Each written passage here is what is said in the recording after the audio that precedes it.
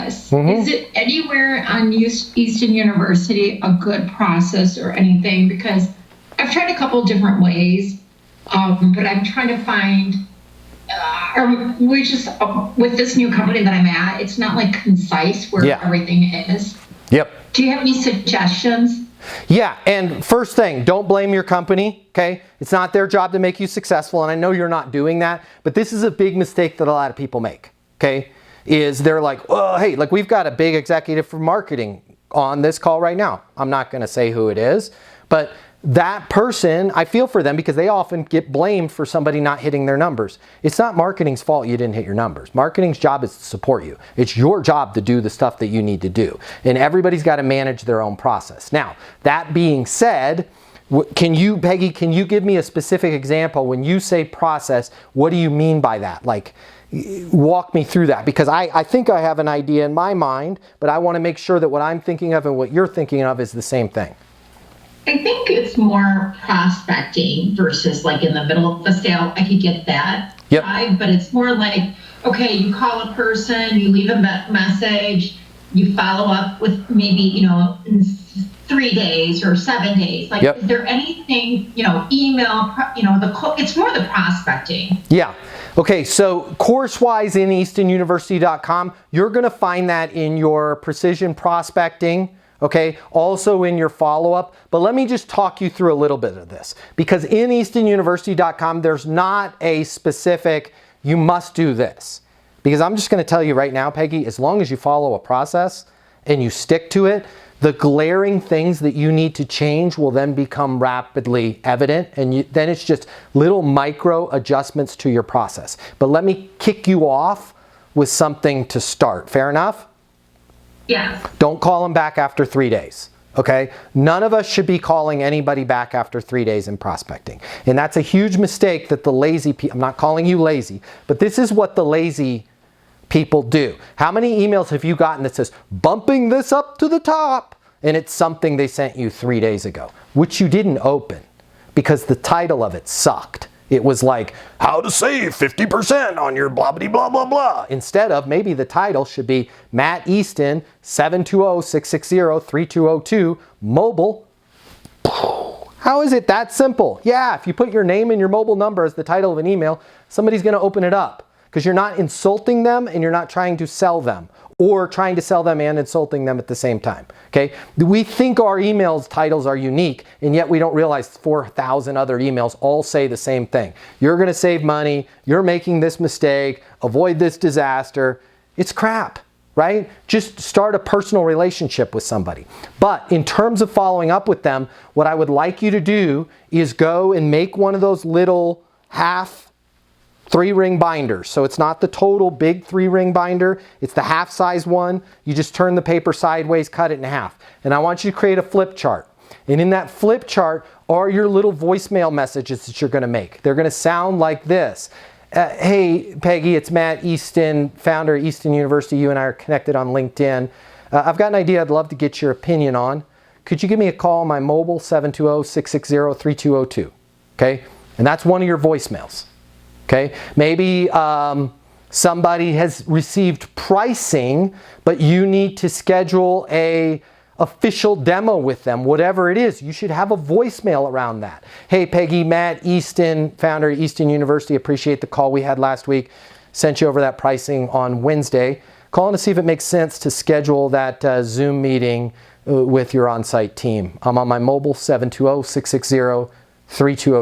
How can I say this right now without a sheet in front of me with perfect cadence? Because I don't. When I'm leaving voicemails, I'm looking at sheets. Create one. There's a reason why NFL quarterbacks have a wristband. Okay? They get paid $19 to $30 million. It's not that they're not doing their homework. It's that they need to have the security of that wristband. Right? X-ray, Foxtrot, Zebra, White, Scat Pack 9. I know that the ball is going to number 14 first, 17:30. If not, I'm either going to hand it to the running back or I'm going to throw it out of bounds. You guys have to have the play that you're running in front of you. It's going to free you up to where you're not saying things like, those are all bad things. So I would leave a voicemail once, and then honestly, Peggy, look at your pipeline of prospective people, I wouldn't call those people back for a month. Ideally, I would like it. Now, see, this is why I don't have something set in eastonuniversity.com. Everybody's situation is different. Ideally, you should only be making prospecting calls to somebody 4 times a year. But wait, he just said at the beginning of the session, people are lazy and they don't need to be lazy. Making a call to somebody only 4 times a year, isn't that lazy? No, it's not.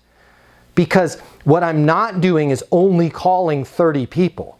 I'm calling 2,300 different people. So look at the amount of people that you can call, the amount of offices that you can call, the amount of businesses in your territory, whatever your situation is, and then start to look at that number as a whole and go, okay, if I was to make 50 prospecting phone, that's a good number. By the way, you don't have to start with that number. You should be able to get to 50 in pretty rapid succession.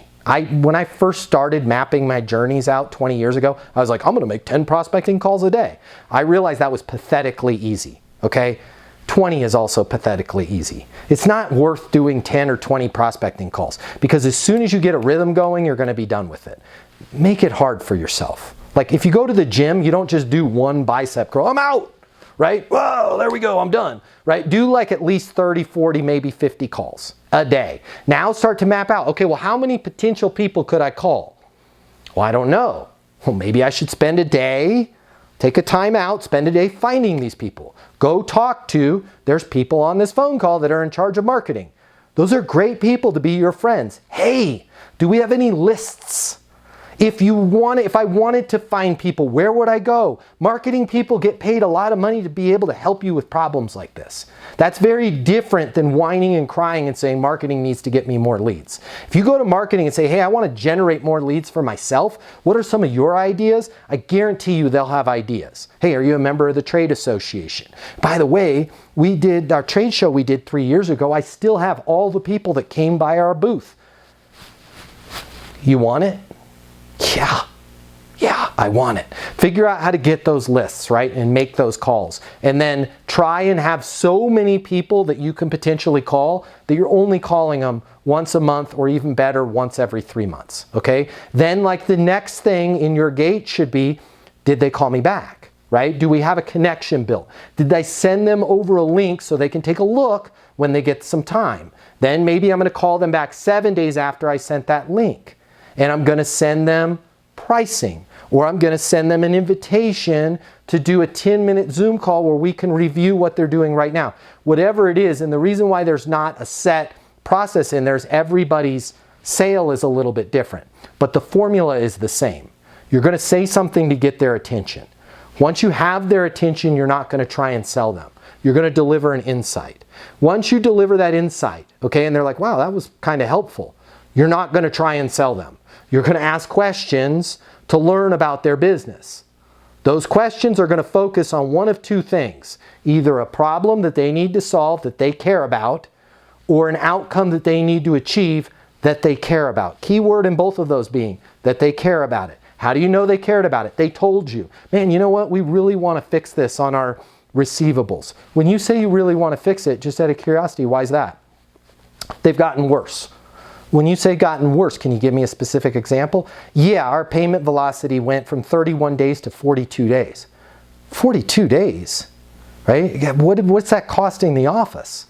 Now you're having a conversation. Now you're monetizing things, okay? Then you're able to say, you know, because of the fact that you said payment velocity has gone from 31 days to 42 days, that you're handling this in-house right now, that you're really concerned that Barbara might quit or go someplace else or retire, that's coming up in the next couple of years, I'd like to recommend that we look at taking those receivables and handling them over here on our side of the house. Does it make sense for me to send you over a quote to do that? No. I got it. I'm confused though, right? Because you had said that this is costing the office $11,000 a month. Yeah, $11,000, it's just not a priority for us right now. Understood? What's a good next step? I don't know. Makes sense. What's a good next step for me?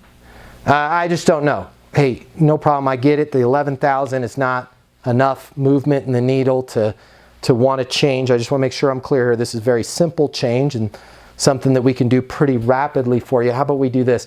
I will be here when you want to recapture that 11, or if the problem gets worse. Fair enough? Yeah, that works for me. Okay, that's how you become a top-level salesperson. Notice what I did. I spent all my time in the front end, and then when that person's like, and by the way, sometimes $11,000 a month isn't enough to move the needle with somebody. That's okay.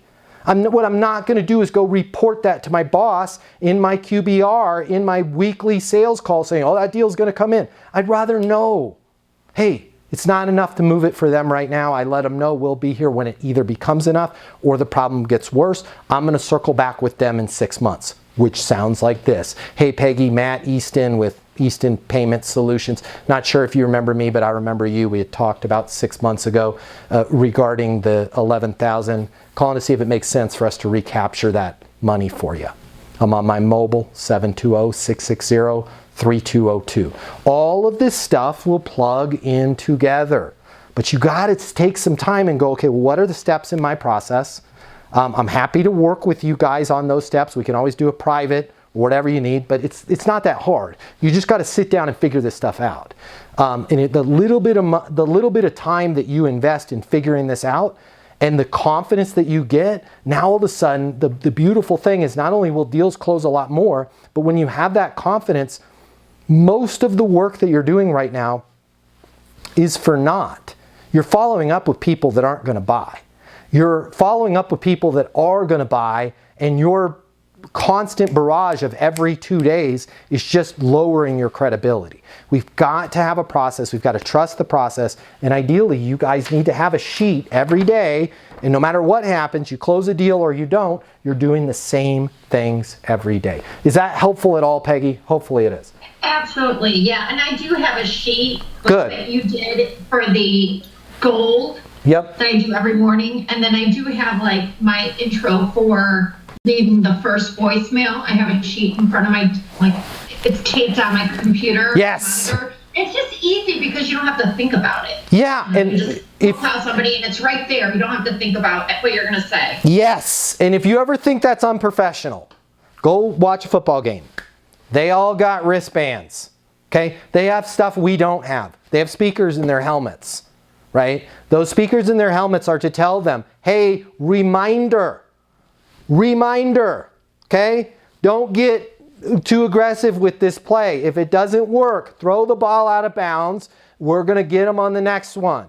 This is why this just drives me nuts of like, we all make fun of the jocks in college. We're like, they didn't go to school. We all went to the classes. They are just on the football team. They graduated in football. Yet they know better than business executives how to stay unemotional, how to trust the process, how to run the play. Because for their entire sports career, they had coaches that were saying things like, here's your first option, your second option, and your third option. And if those don't work, I want you to remain calm.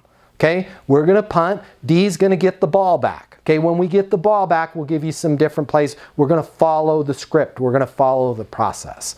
We don't do that in sales. You know what we do in sales? We get really excited about 3 deals. 2 of them don't come in, to which makes us really depressed. And then we just show up to work with no plan.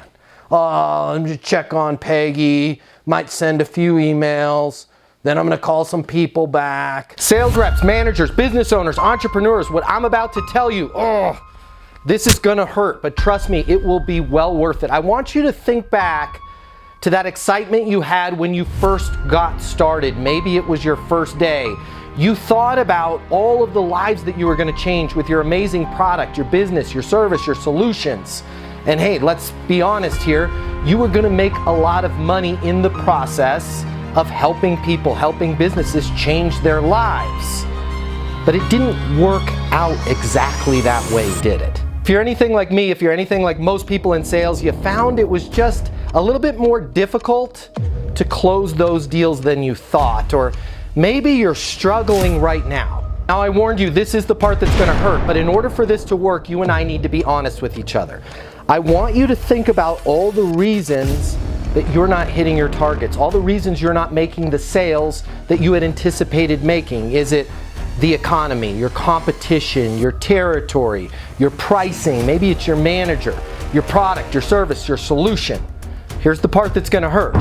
There's a 94% chance it is none of those, and it's time you face reality. The reason why you have to work so hard just to close a single deal has nothing to do with the economy, nothing to do with your competition, your territory, your manager, your product, your price, your service. The reason why it's so hard for you is you simply haven't learned a better sales process.